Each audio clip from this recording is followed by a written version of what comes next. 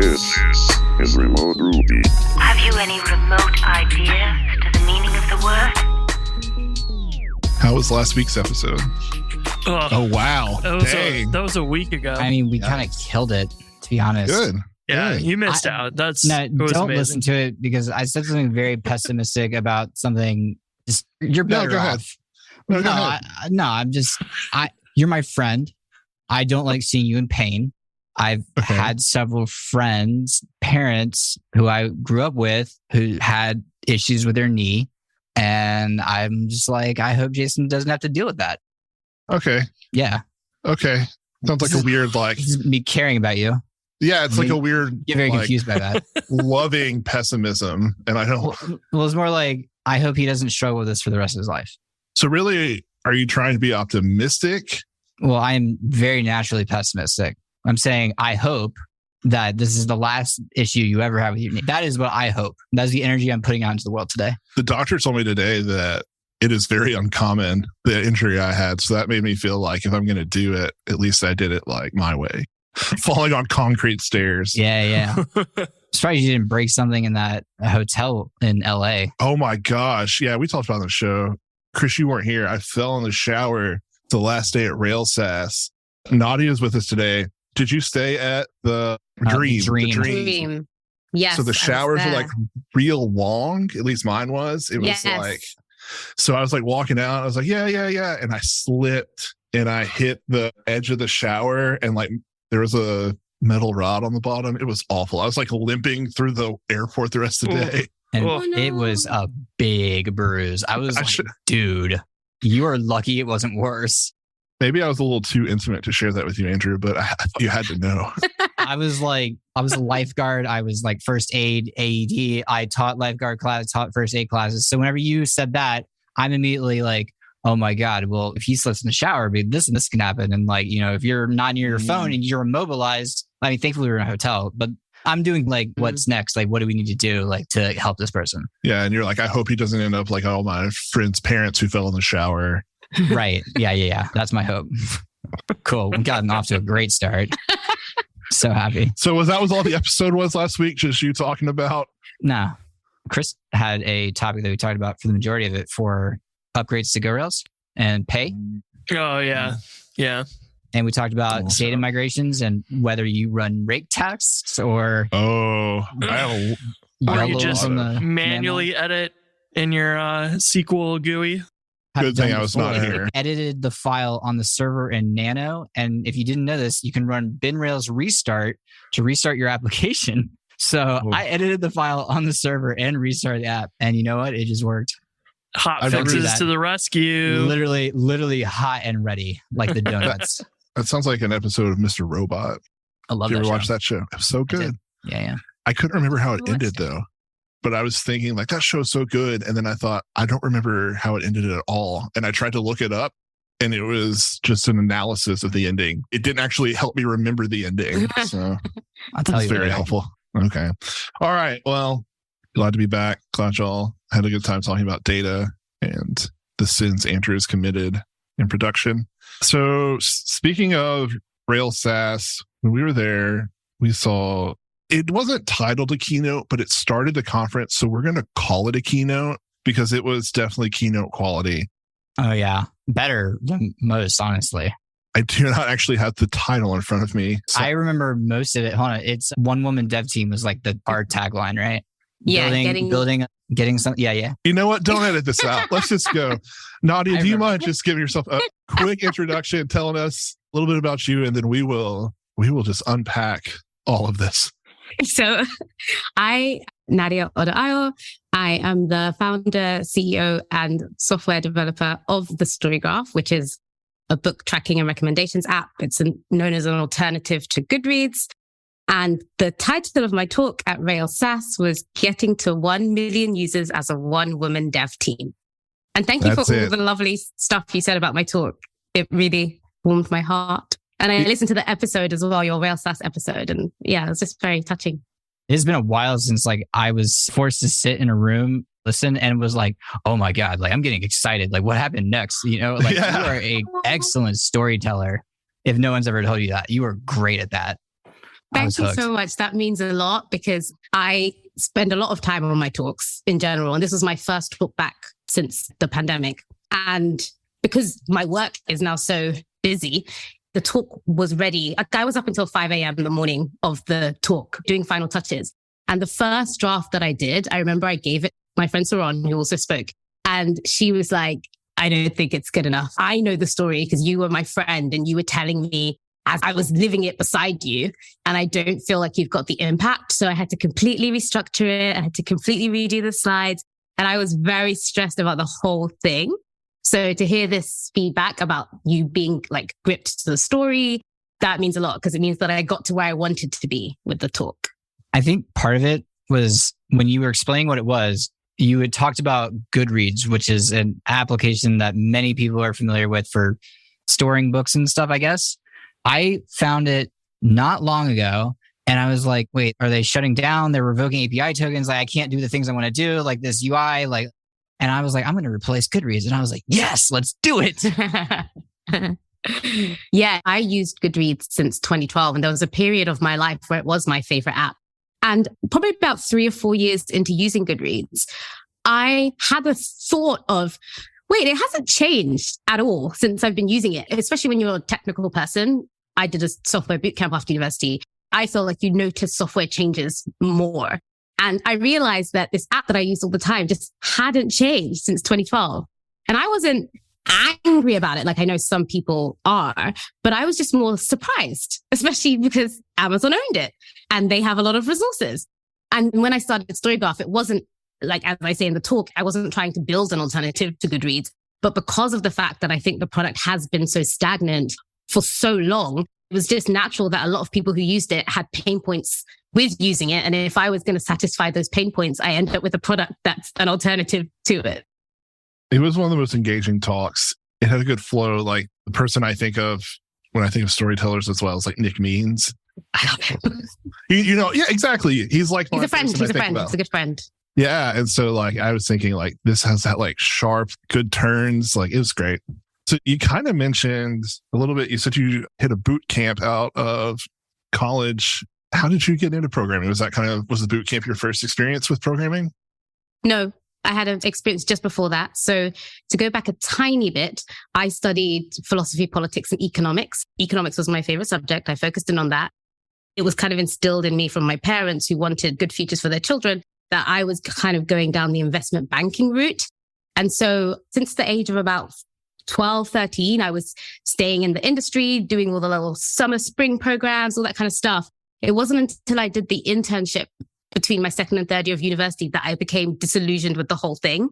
And I was like, is this it? Is this what I'm like working so hard for? There must be more to life than this. And so I ended up trying to find alternatives for what I was going to do after graduation. I knew that I'd always been kind of entrepreneurial. And so I had applied for this entrepreneurship program. I wasn't technical at this point. And there was a checkbox on the form that said, we might be piloting a coding course for women. Would you want to be considered for that too? And I just thought, well, it can't hurt to check this box. I'm not really interested in coding. It can't hurt to check this box. So I checked the box. And I'll never forget the phone call that I received. I got through to the final round of this entrepreneurship program. And one of the people who ran it gave me a call and she said, I've got good news and bad news. And I just immediately knew what was going to happen. I said, what's the bad news? And she said, you haven't made it into the program. So I was like, what's the good news? She said, you're going to have a place on Code First Girls, this new coding course. And I remember being like, what do I want with a coding course? And I just put the phone down, really disappointed. And then the next day, so I was at Oxford, and the next day, my college messaged me about working for a couple of months during the summer after graduating. And the great thing is about how this all worked out is they almost didn't send me that message because they said, oh, Nadia would be perfect for this role, but I'm sure she's got a job lined up. Doesn't she have an investment banking job lined up? But let's just send the email anyway because she's our first preferred person to do it. And when I received this email, like the day after I got that call, it just clicked. I was like, I'm going to turn down the banking job. I'm going to stay in Oxford. I'm going to work on this. They were building a website that was essentially for 12 to 16-year-olds to get them to start thinking early about the kind of subjects they wanted to study so that they were in the best place to apply to top universities in the UK or around the world. And then I will travel twice a week to London to do this coding course. That was my first experience of coding. And the reason why I was kind of inclined to do the coding course is during university, I ran an online writing publication and I had no technical skills and we had a website and we had a friend who was kind of helping us do it. And I remember I had to wait on when he was free to help. I paid him some money initially, but then it was kind of just helping as a friend. And so he had paying clients. And so I remember feeling like I couldn't act when I wanted to and I had to kind of wait. So I was kind of inclined to be like, if I was technical, then I could have done this myself. Yeah, so I did that coding course. And then while I was doing that coding course on Twitter, I saw a tweet about a free place to this coding bootcamp. It was normally £8,000, but there was a competition for a free place. And I entered the competition and I won. And honestly, if I didn't win that competition, I don't know what path I would have gone down because I was definitely not at the point where I would have paid £8,000 to go to a coding bootcamp. Because even when I won the competition, I still called up people who'd done the course and said, is it worth it? I don't really want to be a developer. Being a developer is not for me, but maybe it'll be good because I'm going to be an entrepreneur and then I can talk to developers. Like I just had this really stereotypical thing in my mind of what a developer was. And so, yeah, it's so good I won that competition because it's just changed my life. That's a cool story. There's a lot of turns to get there. I love that. So at the boot camp, is this where you first experienced Ruby or are there other languages involved? What's that like? Yeah, so both at the Code First Girls program that I did and then the boot camp, that was mainly Ruby and Rails focused. So that was my first experience. And I just loved all the things that we tend to love about Ruby. The fact that it was very readable and accessible. I really liked that. That was great. My first job was at Pivotal. And I remember at one point, the team I was working on, we were transitioning the product that we were working on from Ruby to Go.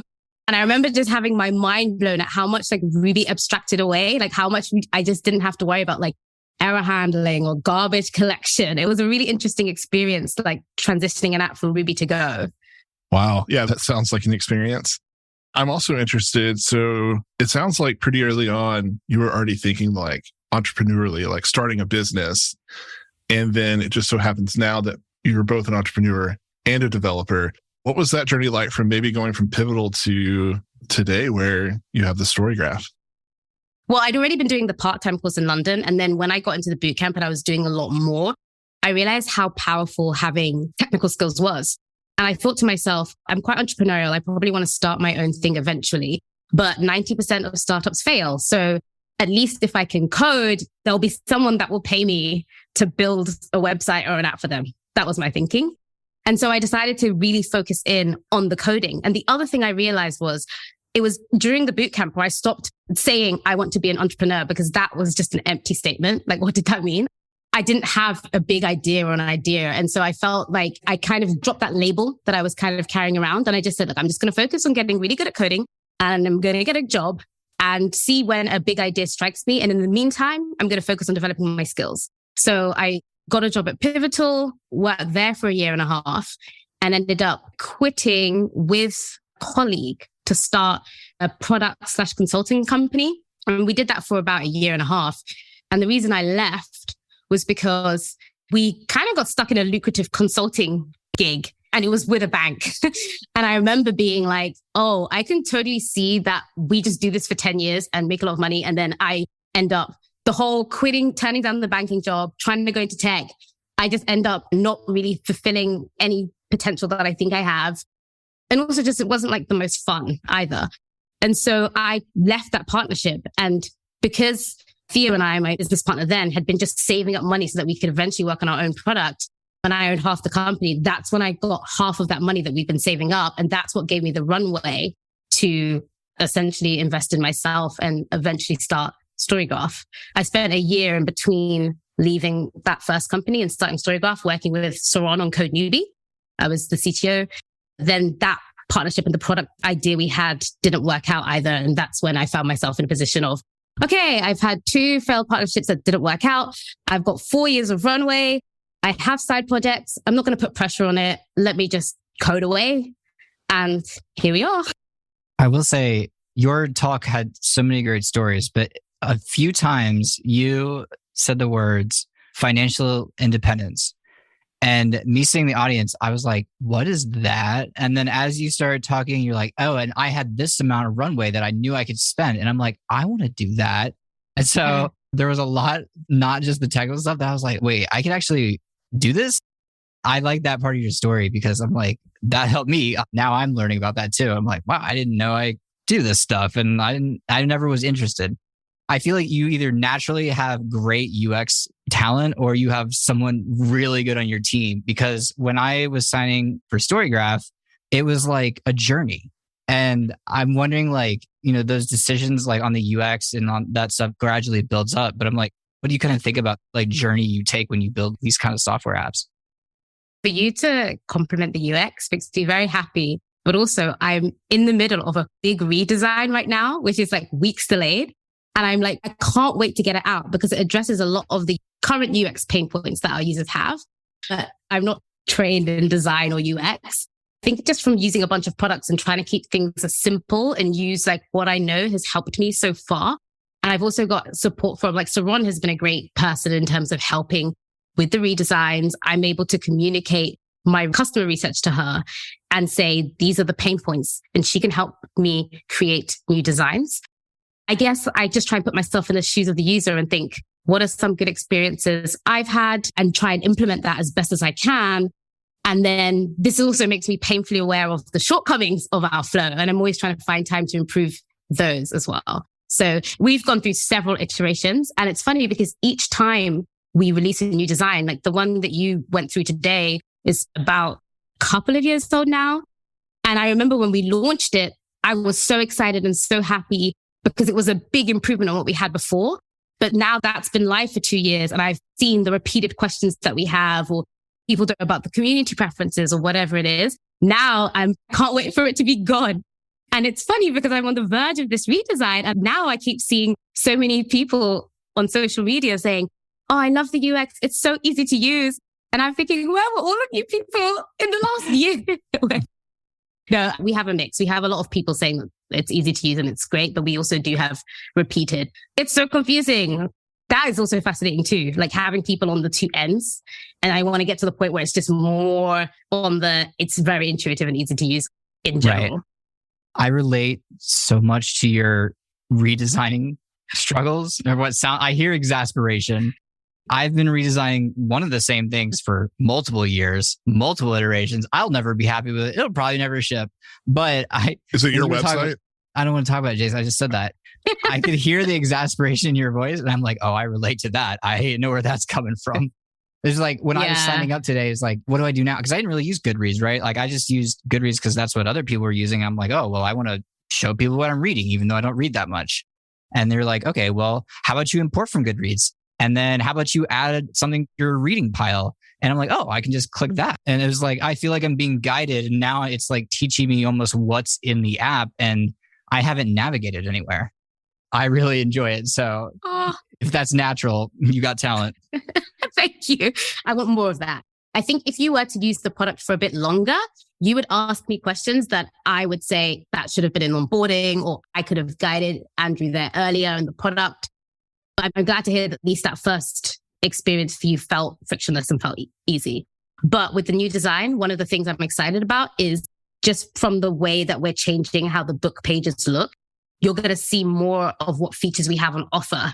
Because I'll repost or retweet certain things or reshare stories, and I'll have people reply and say, I didn't know I could do that. Amazing. I've been using the app for 2 years. And it's very painful because we have a lot of really advanced, like neat functionality, but people don't know. I mean, one such feature is you can put in the usernames of all of your friends or reading buddies, and we look at the books on your to-read pile and try and suggest what we think the best books for the group would be. That is a pay feature right now, but we're going to make it free. But even the paying users know it exists. I'm going to use that for my Ruby book club that I haven't started. Oh, fun. I love it and also hate it. I know what you mean where you're like, I have all this really cool stuff, but only the power users of my app know about it. And I want everyone to know about it. Because that's like, when as soon as you said that, I'm like, that's awesome. I would love to like sync up with people in the community that I know. Like, let's read a book together. This could help us pick one. Like, that'd be awesome. Yeah. With the StoryGraph, I mean, not a big spoiler, written in Ruby. I linked to the actual talk you gave at Rails SaaS, which covers a lot of kind of the getting started of it. I'm curious to hear about how Ruby has been years later for you. Are you still happy with the decision to use Ruby? I think I feel like I didn't decide to use Ruby. It was what was put in front of me. And I feel very lucky that is what I was made to learn, because there definitely have been periods, I think mainly when I was working at Pivotal around that time, where I was made to feel through, well, I guess no one made me feel this way, but through like seeing all the communication, all the social media chatter around Ruby is dead, Ruby is dying, and you need to learn these new JavaScript frameworks. I definitely had moments feeling like, oh, I probably eventually I'm going to do my own thing. Do I need to start learning something new now? And like even thinking about being at work and us rewriting the app in Go, or it was a platform as a service, Cloud Foundry in Go, made me wonder, is Ruby good for anything? What's Ruby good for? Is it only good for like toy app? And then I think it was knowing of other bigger companies and products that have been successful on Ruby and Rails. But also I think if I go back to when I started the product, it was kind of like, well, I know that Ruby Rails is great for prototyping. And there are people who have scaled Ruby Rails apps to certain scales, and I'm nowhere near that scale. So I might as well just start with what I know, get going fast, test. And then my thinking was, if I ever get to a real stopping point where it's like, I can't use Ruby Rails anymore, and I'm at the stage where it needs a rewrite, then sure. But so far, I mean, we still got a long way to go. Yeah, we scaled a lot. But so far, there's always a solution. There's always something that's had the same problems and solved it somehow. And so I love the internet. It's great. Whether US East 1 is down or you forgot to add a configuration file, everyone has an outage from time to time. When your next outage occurs, transparency is critical. The difference between a minor annoyance that people soon forget and a fiasco that creates sustained resentment is in how you communicate. That's why you need Honeybadger. Honeybadger will be a crucial component of your incident response plan with their uptime monitoring service that now has an exciting new feature, public status pages. Create a new status page with custom domains, branding, and more. Don't let Twitter be the only way your users can find out if your app is down. Sign up for Honeybadger to improve your incident response with a shiny new status page that you will be proud to show your users. Visit honeybadger.io and start giving your users a better experience today, and let them know Remote Ruby sent you. Thanks to Honeybadger for their continued support of Remote Ruby. I was pairing with someone the other day, and I was just like, I just kept hitting Google, and it wasn't weird for them. Yep. So you mentioned scaling. I feel like most of the time for me, when I've gotten better at scaling, it's been because of trial by fire. And so I'm kind of curious some of your experiences just scaling, because I mean, the whole talk was to 1 million users. So you obviously have people using the app. What are some of the maybe interesting things you'd want to share about scaling? I'm curious of your experience because you are the solo dev. Like, it's not like you're like, here's my team. So I want to point that out before you share too, for those listening. So I am the solo web and app developer. My co-founder, Rob, is technical, but he's not web app developer. So he doesn't know Ruby. He doesn't know Rails. He is more back-end infrastructure, operations, database kind of realm. I mean, he's great in terms of asking me questions to help me think of different areas if I run out of ideas, but he's not coding. If I'm not coding, nothing's happening. Anyway, so in my up until StoryGraph, I would either be working on, even at Pivotal, it would either be a small, new startup comes in and we're literally building an app with 0 users. Or I'd be in a bigger company, but then I'm in a bigger company. So I never had to worry about scaling issues personally. And then the first time we had to really deal with it was in the summer of 2020, when there were some really popular tweets about us. And suddenly we went from having tens of people using it at any given time to having thousands at any given time. So database scaling, that is the first thing that I've learned a lot about. I remember that we had this thing where the app was just running so slow and we tried so many different things. There were definitely some bits of code I needed to rewrite, but it was just not set up to deal with more than 5 people. But then after that, I couldn't understand what was going on. And I remember Andy Kroll, who I know you guys know, he texted me after he saw, because I had my newsletter, and every week I would be like, look at the Heroku graph. It's just not good. We'd fix it and then we just get those red, the response time graphs would just be red. And Andy just texted me one day and he was like, which Heroku database are you on? And I was like, the $50 one. It was a $50. Although whatever the cheapest paid one was. Because that's what I've been using, ever since I got past 1,000 rows or whatever it is. I've just been on that one. And he said, yeah, that's never going to work. You need to, especially with your Goodreads import, it's write heavy. You need to get better database or a bigger database. So upgraded to the $200 database. And originally it seemed like it was working. And we thought we'd solved it. Oh, we just needed to throw money at the problem. Great. But then after a bit of time, the response time would start going up again. We looked at everything. We were looking at the logs. And then one point, Rob noticed this thing called read IOPS. And he was like, what is this number? We didn't know what it was. It was just a number that we kept on seeing like fluctuate and go up and down. And we Googled it. And that's when we learned about database IOPS and basically how many read and writes can happen per minute or per second. And the other thing we found was a Heroku page on the technical specifications of each database. It's like a separate page. It's not like buy where you buy the database. And it tells you for each plan what the IOPS rate is, but also whether it has burst stability or not. And what was happening was when we upgraded, our IOPS went up, and it was also the last burstable database. So the reason why it would seemingly work for a bit was because we were in the burst period, and then it would suddenly go bad because we exceeded how long we could burst for. And once we found that out, it changed everything, because now we understand what we're looking for. So we were like, okay, so we need to upgrade the database again.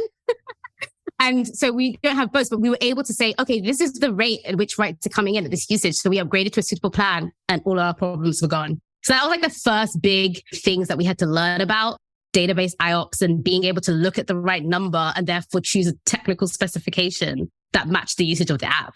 For weeks, we were on a $50 database that was never going to work. It just didn't cross my mind that, obviously, with this many users, this database can't handle it. That was one of the scaling journeys.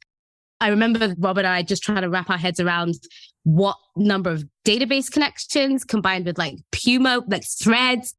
I had so many notes of maths and like numbers of so 5 times 4 and how many web dynos. That was another stressful thing to figure out. And to this day, I still don't think I properly got it, but we managed to find a combination that worked. And then a more recent scaling issue, which we've dealt with, was Elasticsearch. And so sharding, again, that wasn't anything I didn't know. We had a lot of traffic at the beginning of 2022. We're like, the database is good. The threads and caching are good. What now? I was looking at all the various dashboards we have, went into our Elasticsearch dashboard, saw that all the requests were read, didn't know what to do. And then through research and whatever, I realized, we're at the point where we need to start sharding our Elasticsearch database. So those are some of the scaling challenges that we just kind of, and again, it's always, by the way, firefighting. It's always in a high stressful situation because a lot of people are trying to use the app and it's not working. Yeah, it's just been fun learning experiences. I got goosebumps and I think I had actual trauma response because when you talk about watching that Heroku graph and all of a sudden it turns red and you're like, I've been trying to bring this thing down and why is it back? And then you said the connections thing for weeks. I had PG Bouncer configured with the wrong amount of connections, and that's what the problem was. Oh my God. PG Bouncer issues as well. That was another thing. There was a time where we needed PG Bouncer. We didn't have it. And then there was a time where PG Bouncer caused this issue because it wasn't configured correctly. Yep. So yeah. Oh my God. And because of the delay of the Heroku graph, it's like you're waiting. The number of times I've sat in this very seat and just been waiting for it to refresh and be like, please don't go up. Just stay down. And then it's it's very painful. It just happened to me again. Sorry. The late I'm so sorry nights. to trigger you. Oh my God. I get my pager duty when I hear the ringtone around, out, it just freaks me out. I had a friend tell me off recently because she said, why was your alarm a very common alarm tone that you're going to hear around? So I changed it now, but the old one still triggers me because it takes me back. I'm curious about your Elasticsearch journey. I have used Elasticsearch. I have used it a lot and it is so complicated. I feel like it's so complicated, way more than it needs to be. So I'm just kind of curious about what kind of Elasticsearch journeys have you had?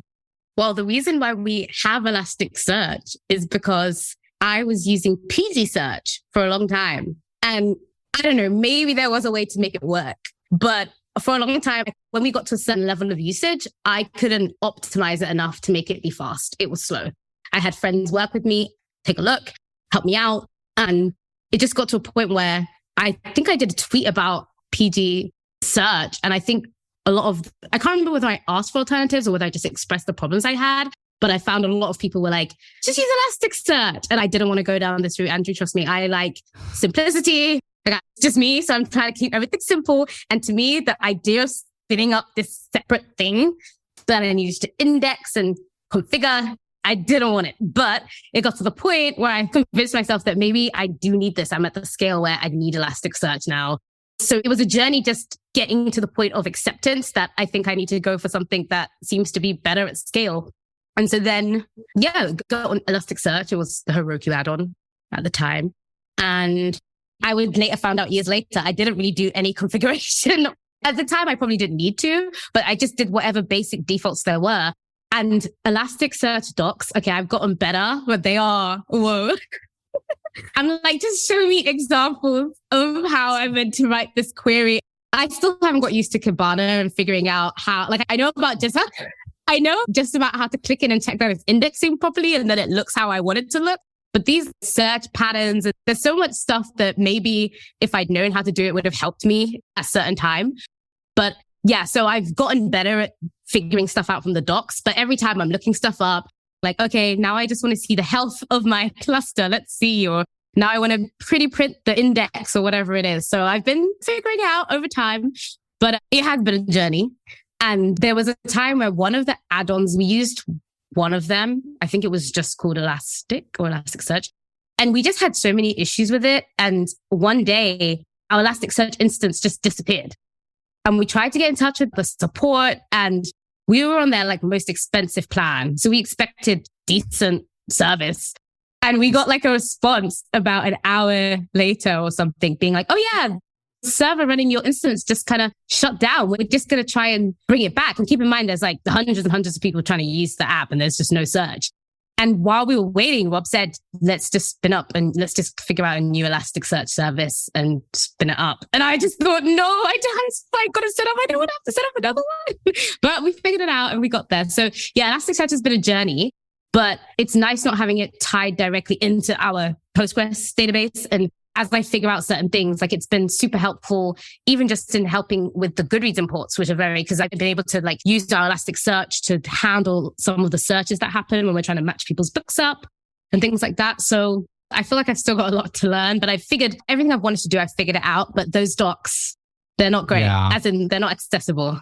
Yeah, I've run the reindex command and waited from 5 minutes to freaking 3 days. Oh my God. And when you said Kibana, oh my God. I thought I had fully suppressed that memory. And I wrote the Kibana dashboards. I did that. Oh my God. So happy that's behind me. I feel like my interview is bringing up like a lot of trauma for you. A lot of like... Before you feel that way, I just want to clarify. Andrew's easily triggered. Every episode, Andrew's like, I'm triggered by X. So... Elasticsearch and Heroku graphs trigger everyone. What about Kafka? I don't want to talk about Kafka. Again, being a solo dev, if I'm working, something's done, I'm moving on to the next thing, I'm having my life outside of StoryGraph stuff. And so it's actually quite nice. I don't often have time where I get to talk with other devs about the same issue. So it's quite nice, actually. I'm enjoying it. I hope Andrew's enjoying it, really. I am enjoying it. It's like, oh my God, she did it too? I'm like, oh, I feel the same way. But I'm like, I'm not alone either. It's like someone else had this problem. Yes. Oh, feels good. I found a new book I want to read on StoryGraph already. Oh, fun. What's the book? I was adding a book that I read recently or started reading called How to Take Smart Notes. And when I typed in how to take smart notes in this awesome Elasticsearch input, I got the book that I wanted as the top result. I'm like, perfect. Put that into my currently reading list. And then I look down because I'm like, oh, what else is on here? And I see a developer that I know and an application that I love. And it's How to Take Smart Notes in Obsidian by Joshua Duffney. And I'm like, Obsidian would come up today. I want to read that. Stick that in my want to read queue. I'm officially a StoryGraph user now. Yay! I'm so happy. I love that. And also you can look at similar books to those books and see what else comes out. And in your reading preferences survey, you can put exactly the type of topics and themes. So you can put Obsidian in there, see what else comes out, note taking. So yeah, the main focus is discovery. one of the things that we do is we don't focus on star ratings. They're there, but we don't use them in terms of recommendations. And we also don't focus on like popularity of a book or outside of star ratings, how well known it is, or there's nothing like that, or even publication date. We have filter menus where you can filter, but we're like, tell us what mood you're in.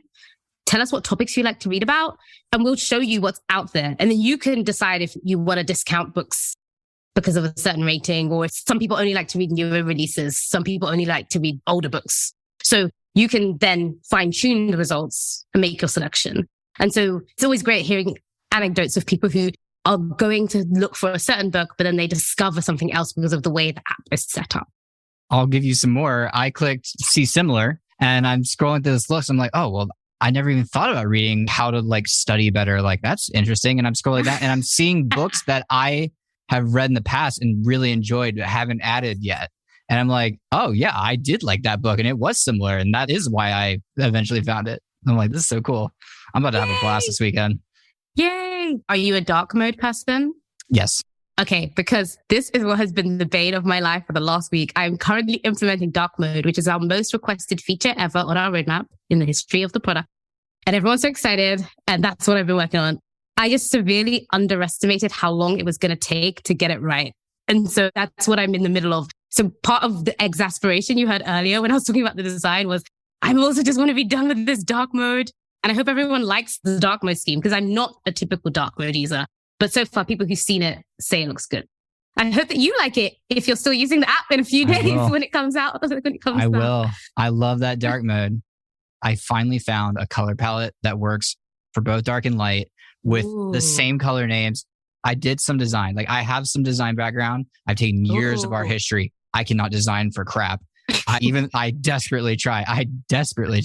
This is the first color scale I've ever been like, suddenly I don't have to ask myself, is it this shade or this shade? There's always an answer. Each color is for a specific thing. It's called Radix colors. I'll show you later and I'll put a link in the show notes. It's amazing. Wait, you found this or you designed this? I found it. I did not design it. I was like, wow, how did you get there? I want to know. And why didn't you tell me about this a week ago? I think math had to have gone into this. Someone talented did this, not me. You're talented. Not in the color palette design. Okay. I don't know. I like the color of the shirt you're wearing today. I do too. Thank you. It really adds to all the color around you, which is just I bought it. A green plant. Andrea told me that I only wear black shirts. And one day I was like, oh yeah, I got to stop at the store afterwards. And she's like, oh, you going to buy another black shirt? And ever since then, I'm like, okay, I can't buy the black shirt. What else colors do they have? Don't buy black. Don't buy black. That's all I own, apparently. I was going to say all I have is black shirts, but I'm wearing a green shirt. So we bought this together, Andrew, at Walmart in Winston, Missouri. A lovely day. This is something that we didn't talk about beforehand, but you've done a lot of public speaking and you also have like resources for people like a Speakerline, I believe is your project, right? And if it's cool, I would actually love to maybe just talk about it for a little bit, because something I've kind of noticed the last few years is that like whenever you go to like Ruby or Rails Conf CFP, like they show you how many people are submitting. And it seems like the numbers are kind of like getting lower each year. And I'm sure, yes, some people have moved on from Ruby. I do wonder if there's a lot of new people coming into Ruby though, who maybe are just like scared to submit or like don't think I could do that. And I wonder if there's a lot of like voices we're not hearing from. And so I was wondering if maybe you wouldn't mind just kind of talking about how you got into public speaking and any advice you might have for those who think, oh, that's not for me. I used to be at high school.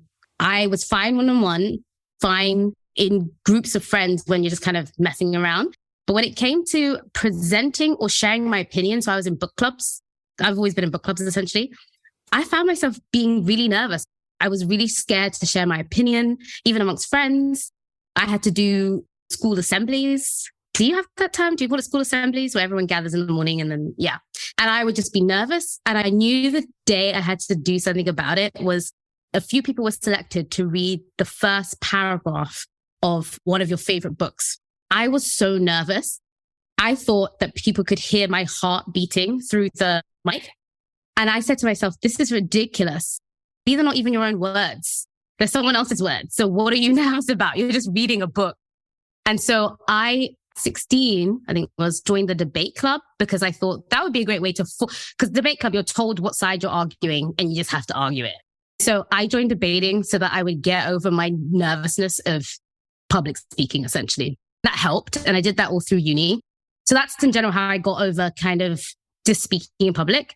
And then when I just started Pivotal, I remember it was actually people going to Andy Kroll's Brighton Ruby. I think it was the first ever one. And I was like, that seems fun. I want to go. But Pivotal's policy said you had to be at the company for a year or a year and a half, and then you got $2,000 a year. So I was in the London office of Pivotal, but they essentially copied and pasted the policy documents from the San Francisco office. So it was all, everything was in dollars. And said you get $2,000 after you've been at the company for like a year and a half. But if you're invited to speak at this pre-approved list of conferences, you can do that whenever. So I said, time to get into public conference speaking, tech conference speaking, so that I can go to these places.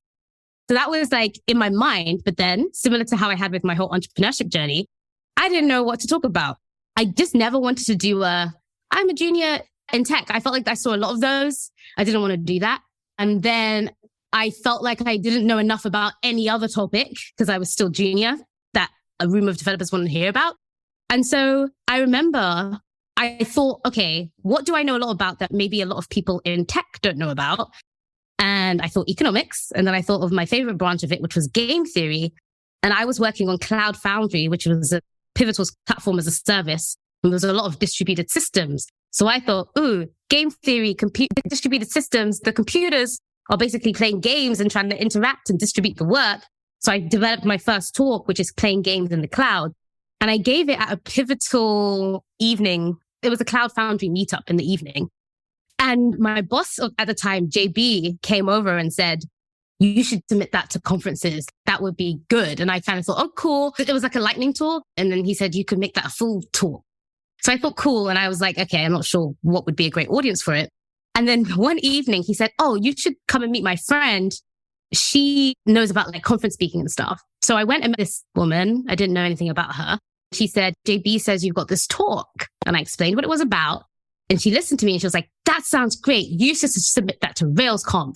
And I remember thinking, I don't know whether this lady was listening to me. My talk is about game theory and distributed systems. It's nothing to do with Rails. So I kind of was just like, okay, fine, whatever. And then JB asked JB afterwards, oh, what was the name of your friend? And it was Sarah Mei. And I had no clue. And I Googled and I saw that, so she's on the board of Ruby Central. And obviously I would later find out that she definitely knew what she was talking about. But at the time, I didn't know who she was. And so I thought, well, if she's on the board of the committee running this conference and she heard my idea and thought it would be good, I guess it's good. So I put together a proposal and submitted the proposal and it got accepted. And so my first conference thing was RailsConf in Atlanta in 2015. And then after that, I was invited to be in committee for RubyConf, which was in San Antonio. And it was through that experience of doing my first talk submission. And I gave that talk that year at Brighton Ruby too, which was great. It was my first Brighton Ruby, it was amazing. And at GoRuco that year. And through being on committee that I realized that, wow, I was really lucky to have someone, JB actually, who looked through my proposal and he was able to like edit it and make it tight. So I was looking through a whole range of quality of proposals. And I was like, wow, like I'm really lucky I had someone who could help me, who understood the talk I was trying to give and could help me get it to where it needed to be. And so, yeah, I just realized that there was a whole range of quality resources and that if you know the right people, a lot of people, they probably had a good talk, but the proposal wasn't great. And then I also learned through this experience that you can have a really great proposal, but then the talk doesn't come together. And that's always my thing because my strategy with talks, people have different strategies, but over the years, my thing is I have one main talk idea at a time. I submit conferences. I don't write the talk until I get an acceptance conference. And I know some people do it differently. Some people might make the talk and then submit it. But I personally, because I put so much time in my talks, it's not worth it for me. I remember there was one time at Pivotal where I had pitched someone my new talk idea and they were like, you should do it for like the lunchtime meetup. But I remember thinking, unless it gets accepted at a conference, I'm not doing the lunchtime meetup. No way.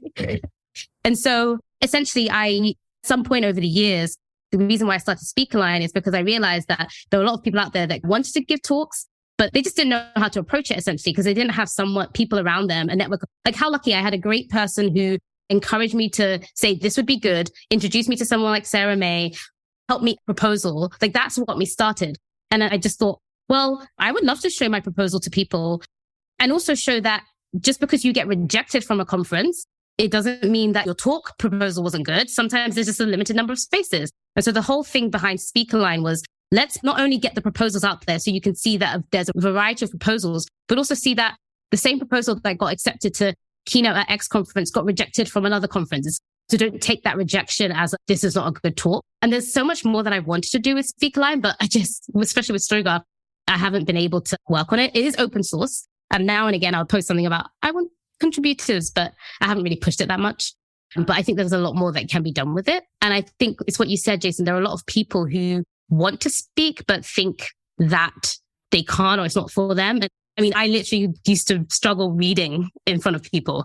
And I wish I could do more, really. And maybe at some point I can do more in terms of showing people that if you want to speak, then you can. But also, you don't have to speak. I've heard stories from some people who, their boss or whatever tries to make it seem like to progress, you also need to do like extracurricular. You should speak and do screencasts or blog posts and stuff. And it's like, no, you shouldn't ever be forced to do it. And also, one of the reasons why I get very stressed about my talks is I think it's a big deal to have people sit and listen to you for 20, 30 minutes. I really try not to make my talks longer than half an hour. The Rails SAS one was an exception. And so hearing feedback like Andrew's at the beginning where he said, forced to sit in this room and like hear a talk, that is something I'm very sensitive to. I definitely feel like if you have something you want to talk about, then definitely go for it and you can do it. But there's no point like speaking for speaking's sake as well. And so whenever I do my talk, the worst thing is if people are in the room thinking, why am I at this talk? I feel like it has to either be entertaining or you learn something, and ideally both. Yeah. And I had a real fear of public speaking. I took public speaking online in college. I had to record myself in front of a camera and put it on YouTube because I didn't want to actually like go to class and have to speak in front of other people. So having the courage to actually like give a talk was like pretty life-changing. I'm sure it's helped me professionally, but even just being able to be like, I can do this. And at the same time, like my first talks were trash. I thought they were really good, but then like the first talk I ever gave was on YouTube and you could still see the thumbs down votes. And that was hard. But with practice and like trying to nail the proposal, I like your method. If you really sum up how much a good talk takes to make, it could be 80 hours. It's a lot of work. When you said like, yeah, I don't really want to do all that work for a lunch and learn. Like, yeah, no, I don't either. So I like the idea of like, if you could really put that effort to nailing the proposal, writing it out and then trimming it down, keeping it just to the point and a good sales pitch. Yeah, that's really good. A couple of things on that. One is the way I think about how I approach conference speaking. It's similar to product building. I see the proposal as, hey, do you want this? This is what I'm selling. And so when I see people writing talks before it's been accepted anywhere, a lunch and learn might be fine. I'm not just because I said I wasn't going to do it for a lunch and learn. That's fine. Whatever event you want to speak at. But I say have the idea or the proposal accepted first, because otherwise you might end up building a talk, producing a talk that nobody wants. So that's why I go through that approach, and it just saves you time. And then the other thing that I found through my speaking is over the years, I have figured out there are many different aspects to it. There's writing the proposal, there's writing the talk, there's putting together your slide deck, there's delivering your talk. And like over the years, I have different people that I go to help me on each part. I learned very early on that, oh, okay, you are great for helping me get my proposal tight. But when I present the talk to you, you're like, it's great pretty much all the time. And the same talk, I'm going to go give it to my other friend. And he or she's going to say, this whole central thing didn't make sense to me. And so I've learned, oh, I go to you for this. And it's different. Like I would bring in, I remember when I did my first, I have these series of, I say series, I've got two, but in my mind, I'm like, it's a series, it's a trilogy of Ruby private investigator talk. And when I did the first one, I was in the Pivotal office at the time. I was working with Theo, but we had space in the Pivotal office. And I organized a lunchtime talk and I invited developers, designer, and a product person. And I remember briefing people beforehand. I said, hey, devs, make sure this code makes sense. Like, I don't want to embarrass myself. And people are like, they can't focus on the funny mystery because they're like, but fundamentally, this code doesn't work. And I said to my designer friend, I was like, can you just look at the slides, make sure they look good? And I said to my product friend, don't worry if you don't follow the tech, but can you check that the narrative arc of this makes sense? So I gave people different things. even with the one I did recently, I did another one recently, and I messaged like my Ruby friends to check like the tech side, just the tech. And so that's another thing that you learn over time as well. Like different friends and different people are good for different bits of feedback. And so you shouldn't feel compelled to just say, oh, this person's going to help me. Don't be shy to say, actually, that's okay. I don't need to do a talk run through with you. I'm going to do it with this person and all that kind of stuff. That's another very good point. My talks got better when I started bringing other people in. I often now, before I go give a talk, will like at work be like, hey, anybody want to like hang out for 45 minutes? And I get really good feedback. Andrew was with me at the last one. And even though he's coming to the conference and is going to hear the talk, he's like, oh no, like this is the feedback I have. And it's usually pretty spot on. The other thing that came to my mind, the first time I talked at RailsConf was 2017. And Olivier, we met on that trip and he came to my talk and sat there and just nodded the whole time. Having a friend come or someone just to come and like show you that they're engaged, whether they mean it or not really, but just having someone who's engaged, like Andrew's really good at that. Whenever I go to a talk like now and Andrew's there, like he sits front row now. He's my nod god. Yeah. So yeah, I really appreciate you sharing that. I think you're a great speaker and I think it's cool that you have like Speakerline. And so I thought it'd be cool to kind of share for people out there to kind of learn from. So I appreciate that. I do want to say, first off, Sarah Mei has one of the best articles I've ever read on writing a conference proposal called What Your Conference Proposal is Missing. We will link that in the show notes. If you're writing a conference proposal, highly recommend. Also, when I went to Rails SaaS, I loved your talk. I did not know you started Speakerline. Then at some point I found out you started Speakerline and then totally forgot until Jason said it. And you have been my savior. Really? I always wanted to speak because like I don't have stage fright. I am not the greatest writer because I feel like my thing is like live. I am good live.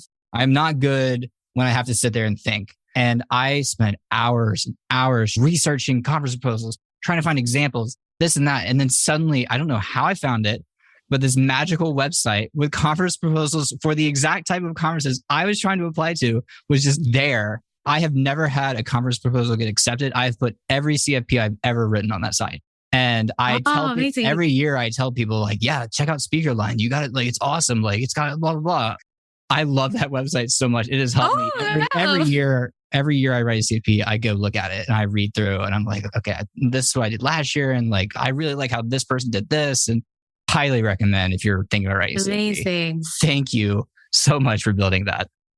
Well, if there's some open issues, if you want to have a look and help me make it better. I might be willing to do that. Andrew, I have one question for you before we wrap up. You've got 2 Gatorade bottles. I've seen you reach for the left one twice, but always go to the right one. What do we got going on here? This one's empty. Okay. This one's half full. I forgot when I came in originally, I accidentally grabbed the empty one and I had to come back out and get the full one. So that's why it's on my desk and empty. Okay. You could put it on the floor. So then you don't get... There you go. I didn't even realize I was reaching for it until you said that. Yeah, I'm also impressed you have 2 Gatorade bottles. I never not learn something new about you when we hang out. That's amazing. I'm not sure if I did yet or not either, but there's so much depth to you. And I think we could start a whole nother podcast where we just dig into it. Julie said something very similar to me today about that. And I was like, this feels really good, but I don't know how to take this because... Yeah, I'm not going to tell you how I mean it either. I want to leave you in suspense for the podcast. Oh, cool. Well, Nadia, you got 2 really ADHD people to sit there for that entire talk paying attention, which sometimes sitting in a seat for 10 to 20 minutes is actually painful. And I could have sat there and kept listening for hours. Yeah. Oh, thank you. It was so much fun. The time flew by. I had a lot of fun. Same. I'm really appreciative. You joining us in just chatting Ruby and all the random side roads we take. For those listening, where can they find you online? So they can find StoryGraph online. We're on Twitter at the StoryGraph, Instagram at _StoryGraph, Mastodon. We've got bookstodon.thestorygraph.com and we're the StoryGraph on there. We're on TikTok as the StoryGraph. We're on all the platforms. And then me personally, I am on Twitter and Odunayo, Instagram, which is more my dancing, but you can check out my dancing too. And Mastodon as well. And Odunayo, it's the same everywhere. Awesome. We didn't even get into dancing. So we'll have a whole nother episode of that. I actually have one more question. So I know it's called the StoryGraph. Do you refer to it as StoryGraph? Is the important? This is important to me to know. Okay, this is what happened. You know the creative writing publication I ran at uni? It was called the StoryGraph because it was like an online newspaper, and we have like the Times, the Telegraph, those kind of papers. And so it was called that, and that was the domain I had. When I started this side project, it was called Read Lists because it was a very focused, it was actually a companion app to Goodreads. And then when it started becoming bigger, Read Lists didn't fit anymore. And I thought, why don't I use this StoryGraph name? The domain was the StoryGraph, and storygraph.com was already taken. So that's why I kind of stuck with it. And then as we've grown, people have been like, why is there there? But StoryGraph is like taken on all other platforms. And so we kind of stuck with it. I interchange depending on, but I definitely say StoryGraph more than I used to. It's a cool name. My natural thing was to always just go StoryGraph. Yeah. And I was like, I need to say the. And so you can say StoryGraph. I sometimes say it. We sometimes write it that way. We've definitely had people annoyed about the. And I'm like, it's something I started in 2012 at university. It's cool you got to reuse the domain. I have 91 domains that just expire every year. Well, the thing is, when I shut down the publication, I had a corporate entity because StoryGraph had got a little bit of grant money from a scheme. And so I thought, let me start up a company. This was me being like, I'm an entrepreneur, any excuse to start a company. So when I was shutting down or ceasing operations with the e-publication, my mom said, don't shut down the company. I think the name's good. I feel like you're going to use it for something. It's such a good name. You can use it for something else. And so I was like, okay, sure, why not? That's amazing. That is a heck of a story. Especially because stats is a key part of our product. So StoryGraph, it just fits so well. That's so awesome. Well, again, thank you for joining us. And will we see you at Rails or RubyConf this year? Maybe. I'm not sure yet, but I look forward to the next time that we could all hang out in person. I know, it'll be great. Well, thanks again. And Chris, Andrew, I will catch you on the flippity flop. Bye. Bye.